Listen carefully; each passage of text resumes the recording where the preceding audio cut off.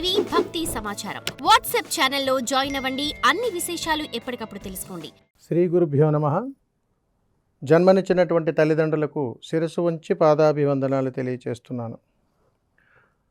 ప్రస్తుత సమాజంలో ప్రతి కుటుంబంలోనూ కూడా అనేక రకాలైనటువంటి సమస్యలతో సతమతమైపోతున్నటువంటి తరుణంలో ఏ సమస్యకు పరిష్కారం దొరకక చక్కటి అద్భుతమైనటువంటి జీవితాన్ని చిన్నాభిన్నం చేసుకుంటూ అద్భుతమైనటువంటి ఆనందకరమైనటువంటి జీవితాన్ని పాడు చేసుకుంటూ ఉంటాము. ఇలాంటి వాటికి సనాతన ధర్మంలో అద్భుతమైనటువంటి పరిష్కార మార్గాలు ఉన్నాయి.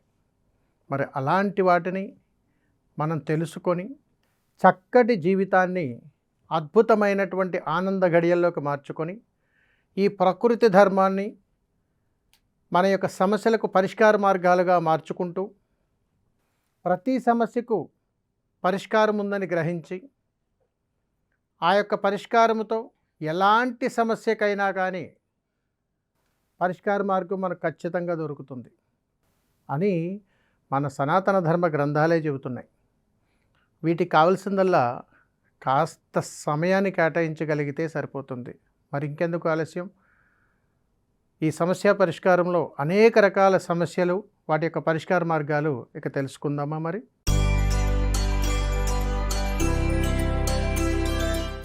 ఒక్కో సమస్య ఉందండి, చాలా విచిత్రమైన సమస్య.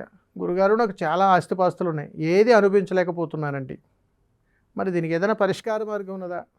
ఆస్తి ఉండగా కానీ నువ్వు అనుభవించలేకపోతున్నావు అంటే దానికంత దౌర్భాగ్యం ఇంకొకటి ఉండదు. కారణం ఏమై ఉంటుంది? దాని పరిష్కార మార్గం ఏమిటి అని అంటే ఒక్క వర్డ్ ఆన్సర్లో మనం చెప్పొచ్చు. కానీ కర్మను కూడా తెలుసుకోవాలి.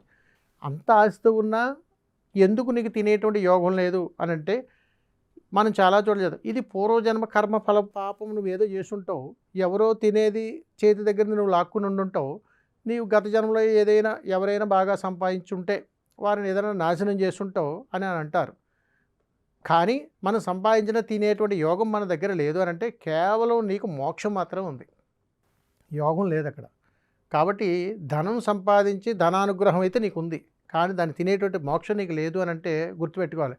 పిల్లల పట్ల దురుసుగా ఉన్నావా? గతంలో ఎప్పుడైనా కానీ తల్లిదండ్రుల పట్ల అజాగ్రత్తగా ఉన్నావా? నీ కుటుంబాన్ని ఎప్పుడైనా కానీ వాడకూడని పదజాలంతో తిట్టావా? నిన్ను నమ్మి అందరినీ వదిలొచ్చినటువంటి భార్యను చాలా దారుణమైనటువంటి విధానానికి నువ్వు తీసుకుని వెళ్ళావా? అలాగే నీ బంధువులు బహుబంధాలు అందరినీ కూడా నీ దగ్గర ధనం ఉన్నప్పుడు వాళ్ళందరినీ చులకనగా చూసావా? నీ తోబుట్టువులు స్నేహితులు వీళ్ళందరినీ కూడా ధనం నీ దగ్గర ఉన్నప్పుడు వాళ్ళని చులకనగా చూసావా? ఆకలితో ఉన్నటువంటి వాడు ఎప్పుడైనా కానీ నీకు తారసపడితే నా దగ్గర డబ్బు ఉండి కూడా లేదు, చేయి ఖాళీ లేదని చెప్పావా? మంచి మనస్తత్వం నీకు ఉన్నా కానీ కావాలని కఠినంగా ఎప్పుడైనా ప్రవర్తించి లేనిపోని కష్టాలు కొని తెచ్చుకొని గొప్ప కోసం ప్రయత్నం చేసావా? ఇలాంటి లక్షణాలు ఎప్పుడైనా కానీ నువ్వు అనుభవించి ఉంటే కనీసం నువ్వు 100 రూపాయలు తీసుకొచ్చి నీ జేబులో పెట్టుకుని ఉన్నా కానీ దాన్ని తినే యోగం ఉండదు. ఎంతటి విధి విధానాలు సమస్యల్లో ఉంటాయి. కాబట్టి ఎప్పుడూ కూడా చెబుతామండి, ధనం వేరు, ధనాన్ని అనుభవించేటువంటి యోగం వేరు. కొన్ని కోట్ల ఆస్తి ఉంటుంది, మంచాన్ని పడి ఉంటారు, ₹1 తింటాకు ఉండదు, అందమైనది తినడానికి కుదరదు, దేహం సహకరించదు, శరీరం అంతా రోగాలే. ఏంటి మోక్షం ఉంది, యోగం ఏది? అందుకని ప్రతి విధానంలో చెబుతామండి, మనం ఏది ఇస్తే అదే మనకు వస్తుంది. ఎంత అందంగా అయితే మన జీవితాన్ని మనం చక్కదిద్దుకొని ఎంత అందంగా అయితే మనం బ్రతకాలనుకుంటామో దానిని మనం సద్వినియోగపరచుకోకుండా దుర్వినియోగం చేసుకుంటాం. అందుకని డబ్బు వచ్చినప్పుడు మనిషి ఖచ్చితంగా మారిపోతాడు. అదే డబ్బు అవసరం పట్ల మనిషి ఎదుటి వాళ్ళని వాడుకుంటాడు. అదే డబ్బు కోసం మనిషిని చంపేస్తాడు.